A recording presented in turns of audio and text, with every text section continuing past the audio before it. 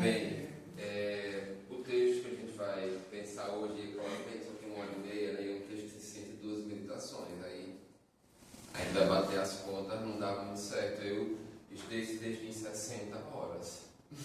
Para você ver que é uma professora de São Paulo, a Marcela, né? É o Vijayambara Bhattacharya, né? Essa capinha é mais bonita, né? Consegue encontrar fácil na internet isso aqui, né? Isso aqui é a tradução do Roberto de Andrade Martins, né? Que é marido de Flávia, que é uma estudiosa aí do Tantra mais Shakta e tal, e ele é mais vedantino. Não sei como é que deu certo esse casamento, porque uma tradução vai para uma direção, outra tradução vai para outra direção, mas tá valendo aí, né? Eu gosto mais ou menos da tradução dele. Eu prefiro essa tradução aqui, só que o livro, a tradução que ele fez, ele organizou melhor a forma, né? A forma ela está mais organizada. Então tem o sânscrito e a tradução. Esse aqui, que foi traduzido por esse cara aqui, né? O James Meller, ele só tem a parada diretona, né? Não tem o sânscrito. E eu gosto de ler o sânscrito, pronunciar as sílabas, né? As sílabas, e depois ler a tradução. Vamos lá sobre esse texto aqui. Ele é um texto da tradição não dual do Shivaísmo. Então, depois eu posso enviar lá para vocês entenderem. E essa coisa da não dualidade radical é porque a tradução dele para português veio com o Roberto. A tradução que ele fez foi muito boa do tema, né? A teia da vivência da sabedoria do terrível. Para quem é psicodrão, a palavra teia é um prato cheio de camarão, né? Para se deliciar, né? E a teia da vivência da sabedoria do terrível, né? Aí tem várias coisas, né? Vivência, que é uma coisa que as tradições anteriores não levavam em consideração, a vivência do indivíduo, né? Quando eu falo para você voltar para a sua subjetividade, para a sua individualidade, é por conta desse ponto de vista, né? Tudo na Índia e tudo em todos os lugares tem um ponto de vista, né? Toda doutrina espiritual, de pensamento, tem um ponto de vista. Qual é a melhor? Não acredito que tenha uma melhor, tem a que você vai se identificar. Se você acha que você deve abrir mão dos seus sentidos, fazer abstinências sexuais, de comida, etc e tal, que por esse caminho você vai se iluminar, essa não é a tradição. Se você acha que você pode, através dos seus sentidos, se iluminar, então, comer o que quiser, beber o que quiser, fumar o que quiser, e dar e comer quem quiser, você pode ir por esse sentido. Porque o que acontece é que essa tradição vai falar que é a vivência que vai fazer a iluminação acontecer. A livre vivência, né? A vivência onde você vai começar a olhar para todas as experiências de forma como uma consciência que está se experimentando. Então não tem, eu vou respirar pela minha narina esquerda e vou ativar o meu lado direito, fazer uma conexão entre hemisfério direito e hemisfério. Gente, yoga e ciência corta nem por cima, corta pela raiz. Não tem como tornar o yoga algo científico. É claro que toda e qualquer atividade que você fizer com continuidade, ela vai produzir um efeito. Isso é um fato, sim, não tem como questionar qualquer coisa. Até mesmo oração, atividade física, ou respirar conscientemente vai produzir um efeito. Agora, não tem como a gente objetificar o yoga. A única coisa objetificável do yoga é que yoga serve para a libertação. Todas as orações nós vamos dizer isso, todas. Desde as mais caretas, puritanas, separativistas, que separa que mulher não pode praticar e que tem pensamentos sexistas e por aí vai, até as mais radicais, como essas aqui, que tem esse texto como base fundamental, né? Uma das bases fundamentais. O que acontece aí é que a gente capitaliza as nossas ações, né? A gente torna tudo utilitário. Isso vai fazer com que a gente vou meditar vou praticar yoga a gente vai começando a objetificar as coisas e aí no meio do caminho a gente vê que talvez não esteja alcançando o negócio, talvez isso não seja bom para mim, aí pula para outra atividade. Isso faz com que a nossa consciência fique rígida. A consciência consciência livre, né?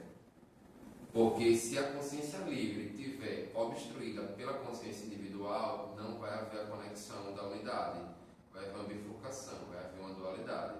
Eu quero dizer que, já falei isso, acho que na primeira aula, na segunda, não lembro, mas é sobre as coisas da nossa subjetividade. É importante que a gente observe como é que o nosso interior produz a subjetividade, né? Ou então como, né, essa subjetividade está produzida. Melhor primeiro observar o como, porque a gente já é macaco velho, que tem todo mundo mais de 30.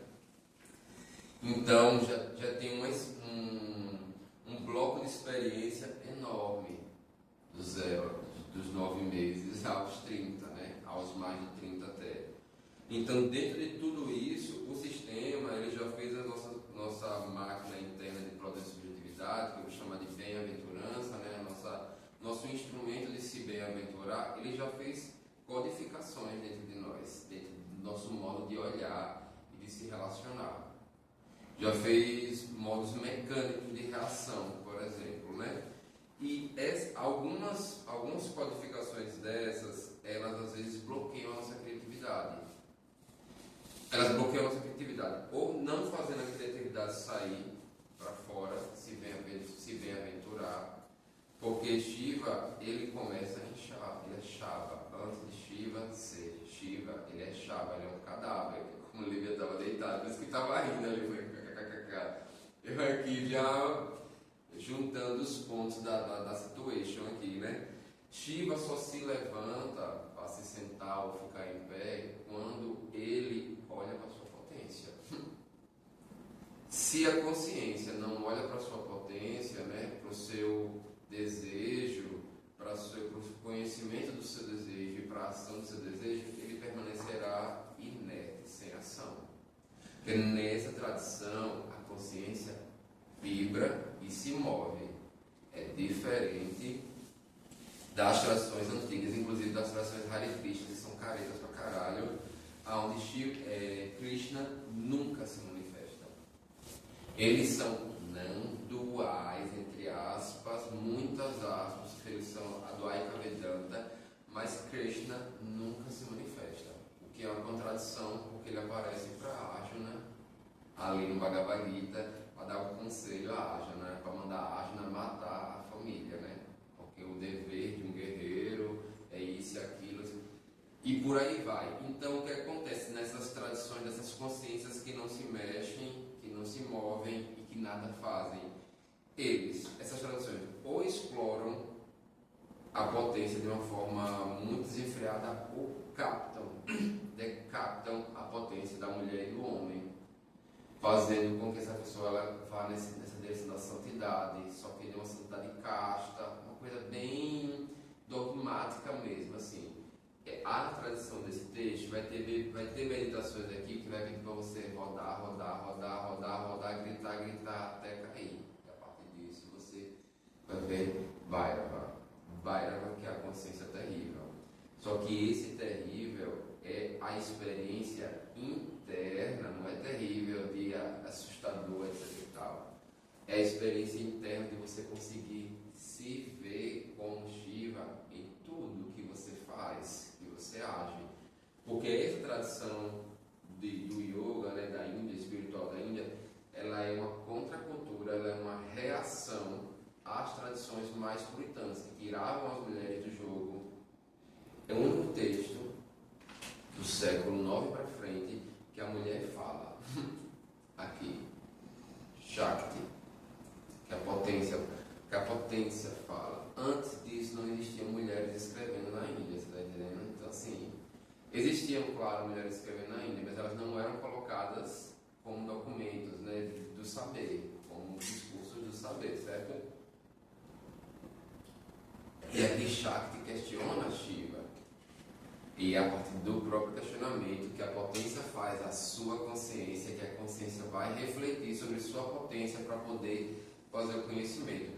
Tudo isso é sobre você, é sobre cada um de nós, é sobre nós olharmos para nós mesmos e entender isso. Então, uma meditação simples como se imaginar pegando fogo e todo o universo pegando fogo. Às vezes algumas pessoas não conseguem entrar nesse estado, porque imagine, dá um fazer essa meditação a primeira vez, de repente veio uma pessoa que eu gostava muito, na minha consciência. E aí a pessoa começou a pegar fogo. A minha mente queria parar a meditação. A minha consciência me disse, foda-se, deixa queimar. Então veja, às vezes a gente está entrando num processo de bem-aventurança que vai lá no fundo aí, um fundo que pode provocar medos, ansiedades, insegurança, etc e tal. E aí a gente para o processo. Tem que deixar aí. No caso, se você quiser levar isso para você como um fundamento, né, como um princípio, né, como um preceito, digamos assim, no sentido de entender que tudo que está na sua consciência não precisa ter culpa, julgamentos, obstruções ou coisa desse tipo, porque não vai existir jamais nenhum tipo de técnica que vai ser melhor que outra. Não, tudo vai depender do seu olhar, da sua postura, primeiro consigo, depois diante do negócio. Então, primeiro a gente precisa observar aí como é que as coisas estão sendo produzidas. Isso é um longo processo, né? São anos e anos de observação, auto-observação, depois passar por vários outros processos, às vezes de rigidez, às vezes de abandono, às vezes de soltura, às vezes de flexibilização, às vezes de relativização, às vezes de radicalidade. É muito múltiplo os nossos processos, né? Só que se a gente começa a hierarquizar os processos como puro, impuro, pensamento puro, pensamento impuro, isso vai fazer, segundo essa tradição, e aqui eu sigo para mim mesmo, né? Eu tive vontade de acender uma fogueira e sufocar minha vizinha, 4 horas da manhã, com bosta de cavalo. E disse isso nas aulas de boíssimo, a galera ficou... Falei, claro, pô, a gata bota no som 11 horas da manhã e só termina às 4 da manhã, vai se foder, vou lhe sufocar, sua escrota. Só que eu não fiz, porque o que eu fiz? Sentei e meditei, e queimei ela no meu interno. Aí no outro dia ela veio conversar comigo, eu falei, isso funciona. Manifestação, né? Esse babado funciona. Que doideira é essa? Aí foi quando eu fui começando a ver a potência do que é internalizar a ação e fazer isso acontecer na sua consciência. É claro que isso demanda tempo, já estou nesse universo do yoga há uma cara, né? Abandonei tudo que eu fazia teatro, por aí vai, escrevia, desenhava, pintava, rodava e por aí vai. Tudo, e larguei tudo até o Kung Fu Taekwondo para poder estudar isso em profundidade, porque quando a gente faz múltiplas coisas, né? Só que a gente demanda energia para todos os lugares, e aí o essencial está onde? Claro que eu pude fazer essa escolha, né? E todo mundo pode de uma certa forma, né? Tive que abrir mão de coisas, ganhar menos para fazer isso, porque tudo é uma questão de processo. Então, assim, o Shivaísmo, ele é um tipo de tradição que não tem ritual, porque tudo é ritual. Imagina que todo gesto que você faz com consciência é um gesto ritualístico. Bom, né? As pessoas têm... Eu gosto de acender vela, água, incenso, mantra. Eu sou ritualista, né? Eu gosto dessa coisa quadrada do ritual. Mas, só que eu não sigo, né? Não tem orientação que a vela tem que ser roxa, que o quadro tem que ser assado, ou que tem que ter água. Eu sigo o que eu quero fazer e chamo isso de rito, e todas as outras coisas que eu faço, o fato de eu acordar de manhã e fazer o que eu faço, tudo isso é ritualizado, né? E o Shivaísmo vê isso como um gesto de você, Shiva, fazendo um gesto devocional para Shiva, para o que você acredita aí, né? Mas é sempre a consciência se experimentando. Ah, não estou gostando do encaminhamento do ritual, para onde o ritual está indo. Aí a consciência vai ter que modificar o caminho e tal, beleza? Aí essa coisa do terrível, para não passar demais, né? Essa coisa do terrível seria a gente encarar todas as nossas percepções, sensações e gestos como um movimento da consciência em experiência, porque a partir do momento em que eu digo bom e ruim, eu bifurco a minha ação, eu a moralizo, eu torno ela uma ação moralizável, né? Só que não, tipo, eu quando senti vontade de tocar, de sufocar minha vizinha 4 horas da manhã, não me senti mal, não. Eu não quis fazer isso porque tudo é uma cadeia, né? Tudo é uma teia, como diz aqui, é uma teia, né? adiar isso, eu estou a fim de dissolver isso. Aí fui para dentro da minha consciência para entender por que ela produziu essa ação de dentro para fora. Então esse ritual do fogo é para você dissolver a situação de mal-estar. O fogo é sempre uma grande transformação, porque é o único elemento da natureza que transforma as coisas em unidade, né? Tipo... Então você não está emanando nada de ruim, é você dissolvendo. Não tem ruim, é nessa coisa aqui não tem o ruim. Entendi, você Não dissolve. tem essa coisa do bom e do ruim. Entendi. Ah, eu vou ter esse exemplo aqui que eu dei, né? Pode ser instantâneo assim, na hora que está acontecendo. Minha vizinha, ela liga às vezes o som 8 horas da manhã e ela começa a cheirar cocaína e a beber. E eu moro numa vila, né? Então são casas Bem ligadinhas. bem caladas. Eu já conversei com ela no diálogo e ela fazia resistência. Porque ela também está obsediada, tem um monte de morto pesando ali nas costas dela, coisas espirituais bem pesadas, né? Eu faço o que eu posso, dentro do possível. E aí, certo dia, me bateu uma fúria muito grande, porque eu já não estava mais a fim de dialogar, entendeu? Eu falei, porra, sabe? Aí aperta a mente, né? Do cara. Hã? Aperta a mente. Aperta, porra, você tá na sua Você tá casa. ali e aquele ruído de Porra, aquele. Eu tinha uma vizinha igual, só que o problema dela era. As músicas educativas. No caso dela, Podia ser qualquer música. era canção nova, de 7 da manhã às 11 da noite, no volume 40 da TV. Era o contrário, mas era foda também. Mas é foda, pode ser metânea, pode E ser aí mais você vai rápido. falar com a pessoa, às vezes, aí você fala assim, aí a pessoa fica mais enfurecida ainda e piora a sua situação. Exato. Tipo assim. Aí pensa, mas eu estou falando de Deus. Foda-se. Aí é muito complicado essa situação com esse tipo de gente, saca? Que esse tipo de pessoa ela tá meio, enfim, né? Sediada aí. Em si mesmada também. É demais, o mundo é dela, assim. Aí pensa em chamar a polícia, fica com medo dela botar veneno pro meu cachorro morrer, enfim. Aí Nossa, eu cultuo uma deusa chamada Kali, né? Tem uma canga dela bem aberta lá, acendo fogo, vela pra ela, tudo. E ela não é muito bem apaciguadora da situação. Ela é o que toca fogo na Babilônia e foda-se, porque ela arranca a cabeça das coisas, né? E ela me sugeriu fazer um fogo, coletar bosta da rua, secar as bostas, fazer um fogo e abanar o fogo da fumaça para a fumaça entrar. Quando ela tivesse fechado o cabaré dela e sufocar ela lá dentro. Inclusive ela tem problema de respiratório. Aí falou, que boa ideia, né? Que boa ideia, porque é um troco, sacou? Se eu fizesse isso, eu não iria me sentir mal, tá certo? Só que eu preferi não gastar essa energia, porque isso é uma energia, isso é uma produção de consciência. Eu vejo isso como uma produção de consciência. Nem como boa, nem como ruim, que teria uma continuidade.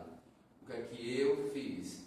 Eu internalizei o ritual, porque o shivaísmo tem aquela coisa de você não vai ver shivaíta com os tilacãs, com as marcas, não tem essa necessidade, né? Porque a visão vai ser para outro lugar. É claro que cada um pode se ornamentar como quer. Eu adoro me ornamentar, nesse sentido assim, das coisas de pomada, de perfume, disso, daquilo. Eu tenho isso comigo já há anos e eu quero manter isso. Isso não é para ser dogmático, né? Isso não é para ser doutrinável. Né? Não é para doutrinar, gente. É para que a gente entenda que se eu fizesse ou se eu não fizesse, daria no mesmo. Eu decidi não fazer e fazer isso dentro da minha consciência. Então eu fiz esse fogo com essa bosta na minha consciência.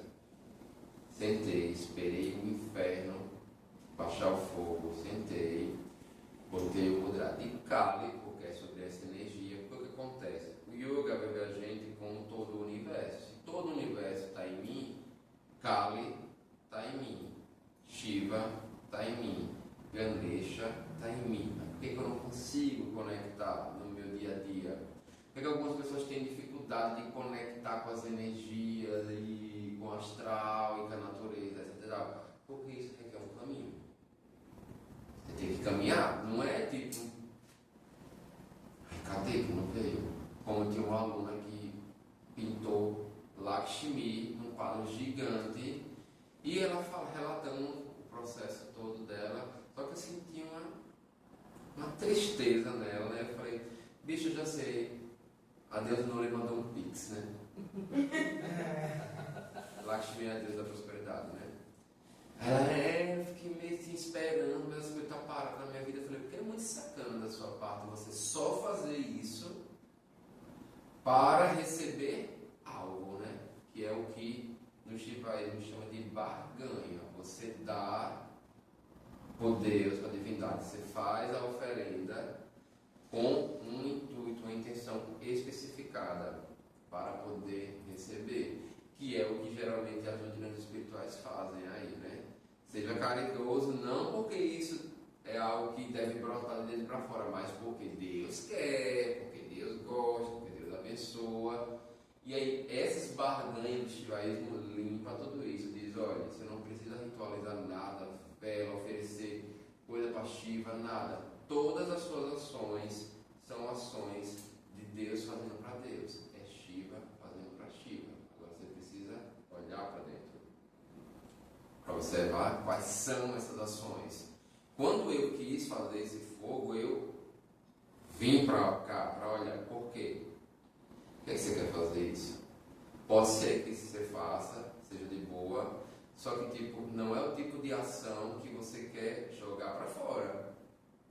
Aí eu fiz na minha consciência. No outro dia ela veio de desculpas, disse que estava muito alta quando a gente bebe e que quando estivesse muito alta era para eu falar com ela. Só que eu falava com ela, mas ela ignorava. Aí o que acontece? A gente vive num mundo, né, velho?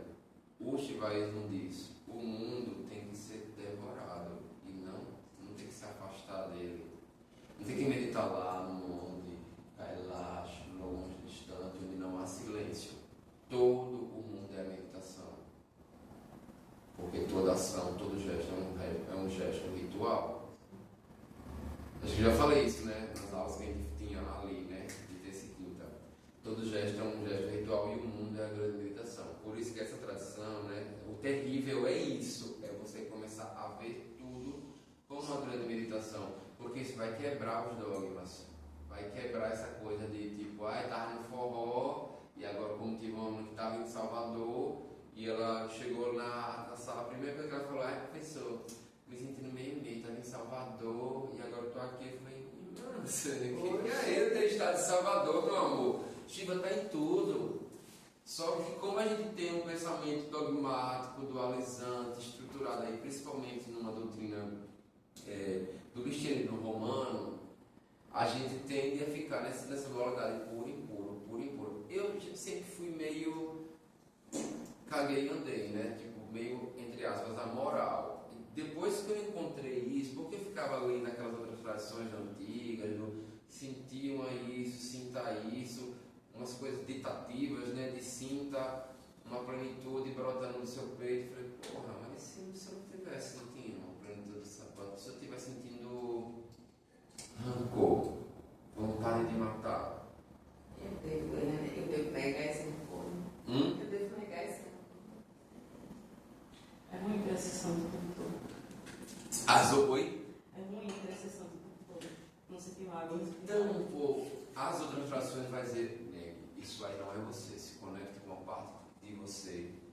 Os Hare Krishnas fazem isso. Dos Hare Krishnas para trás, que é século VII por ali, para trás, todas as tradições, Advaita Vedanta, Patanjali, ouvir falar em Patanjali, sai de perto, porque o professor vai dizer separar os movimentos da mente. Vai dizer que isso é uma ilusão. Que o mundo é uma ilusão. E você está praticando errado. Porque você está iludida, você está sob o véu de Maya. Só que Maya, aqui, que não é Maya, é Maya, ela é a magia da consciência, de se contrair, de parar de ser tudo para ser cada um de nós. Então é Shiva que coloca que é tudo. Você que é tudo, pode ser tudo no interior, né? Porque no externo nós somos uma forma manifesta. Então não tem como ser tudo, eu sou uma forma manifesta. Sou masculino, tenho um genital masculino, por aí vai. Mas no meu interior, que é onde tudo acontece, tudo isso que eu estou conversando com vocês acontece é no interior, não é no exterior. Não é uma roupa indiana de seda, né? Abrigo de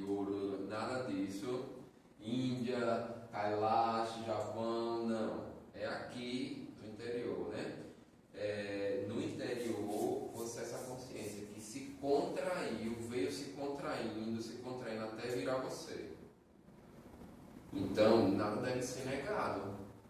O Chileano fala, não, o ódio não deve ser negado. O ódio é uma consciência querendo te comunicar algo. Você precisa dar potência a essa consciência. Dar potência é o quê? É da voz, é dar ouvido. A potência são os sentidos. A potência é tudo que está manifesto. Assim, tem Shakti. Da respiração, dar ar a essa coisa. Não é ficar querendo botar uma coisa em cima dela. Ah, tem um ódio, boto amor. É massa a oração de São Francisco, eu adoro, eu sigo, saca? Mas tem coisas que não dá para botar em cima. Senão você tapou o som, mas o som ele está aqui ainda. Quando eu tirar e alguém vier e bater, ele vai bater de novo. Porque isso é um sino, isso serve para ter som. O ódio é um sentimento e veio para comunicar alguma coisa. O quê? Tem que se perguntar, tem que olhar, tem que dar potência e realizar isso no seu interior. Agora você precisa tirar um tempo para si, né? Não tem como fazer isso trabalhando isso e aquilo. Por isso que as meditações elas são importantes, né? Tirar uns minutos para sentar e observar. De preferência de dia, né? Qualquer momento, agora, em qualquer momento, entende? Dirigindo, desdogmatizar aquela coisa da meditação como algo em silêncio, que às vezes você tem que sair pleno, às vezes você tem que sair furiosa, porra. Às vezes tem que sair na fúria de tipo, porra, já deu, né? Já deu, não quero mais isso pra mim. E usar essa fúria, esse ódio, que é Shakti, que é potência, como gás do desejo, como dá potência ao desejo para mudar. Quando eu era fumante, eu parei de fumar porque me deu um ódio muito grande dessa situação, entendeu? De eu ser fumante, me deu um ódio, mas uma fúria, um inferno assim dentro de mim, assim, puta que pariu, velho. Eu não sou de chicotinho de Nossa Senhora nas minhas costas, né? Mas me bateu um ódio que eu fui pra praia, fiquei pelado de noite lá, tomei banho, gritei, girei, despiroquei completamente sozinho, porque isso precisa ser feito na sua consciência. Uma outra consciência por perto, é uma outra subjetividade, aí vai vir sugestões que você tem que aprender a fazer só. Claro que tem coisas que são dialogáveis com o outro e por aí vai, né? Principalmente quem mora com alguém, mas tem coisas de um ápice muito profundo desse que precisa ser feito dentro, ou então num lugar longe, etc. Para que você possa tirar as máscaras, as defesas, as indumentárias, todas as coisas e chegar lá nesse expanda, né? Porque esse texto é o segundo texto da tradição, terceiro, né? Primeiro Shiva Sutra, depois expanda Karika e depois vem esse texto aqui, na sequência cronológica, segundo a cronologia que tem desse negócio, né? Tudo é o mesmo fundamento, tudo vai partir do princípio que você é Shiva, certo? Aí depois voltei a fumar, né? Foda-se. Depois de 6 meses. Depois de 6 meses, cheguei ao banheiro rapidinho.